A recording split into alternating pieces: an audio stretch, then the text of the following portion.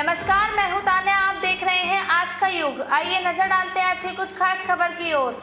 दिल्ली सरकार की मंत्री और आप नेता आतिशी ने कहा 2020 दिल्ली विधानसभा चुनाव में भाजपा ने 45 सीटें पार करने का नारा दिया था, लेकिन 8 सीटों पर ही सिमट कर रह गई। जिस प्रकार के षड्यंत्र भाजपा लगातार कर रही है, चाहे वह अपनी हरियाणा सरकार के माध्यम से दिल्ली का पानी रोकना हो, चाहे वह दिल्ली के सरकारी स्कूलों को खराब करने की साजिश हो, मैं आज आपको पूरे विश्वास के साथ कह रही हूँ कि अगर भाजपा को 2025 में दिल्ली विधानसभा में एक सीट भी आ गई तो ये उनके लिए बहुत बड़ी बात होगी।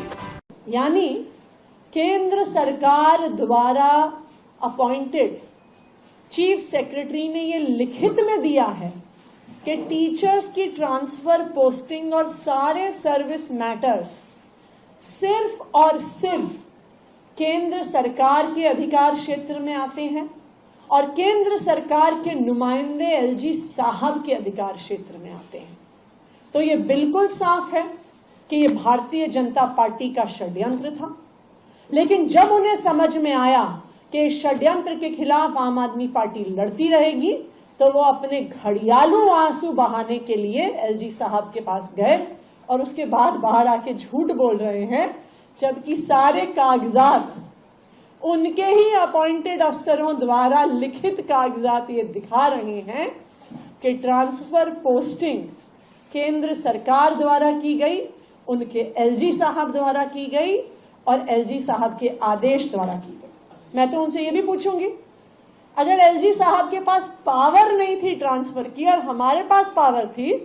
तो एलजी साहब ने ट्रांसफर ऑर्डर वापस लेने का आदेश कैसे दे दिया? उसकी पावर उनके पास कहां से आ गई? देखिए, जो सच्चाई होती है ना, उसमें बहुत ताकत होती है। सच्चाई आखिरकार पूरे देश के सामने, पूरी दुनिया के सामने आ ही जाती है और भारतीय जनता पार्टी का ये षड्यंत्र, दिल्ली के सरकारी स्कूलों को तबाह करने का षड्यंत्र आज देश के सामने आ गया। एक पॉलिटिकल सवाल है, बीजेपी मिशन 2025 को लेकर आपने पोस्टर की रैली कर दिया है, इसमें मोदी जी की फोटो है और उन्होंने बैठक भी की थी हाल ही में और वो ये दावा कर रहे हैं कि अब इतनी सरकार बनने के 50 से ज्यादा सीटें वो बेचेंगे। भारतीय जनता पार्टी ने एक मिशन किया था 2015, उस मिशन का सक्सेस रेट था 3 आउट ऑफ 70। फिर भारतीय जनता पार्टी ने कहा था, उनका एक बना मिशन 2020 और उन्होंने कहा था अब की बार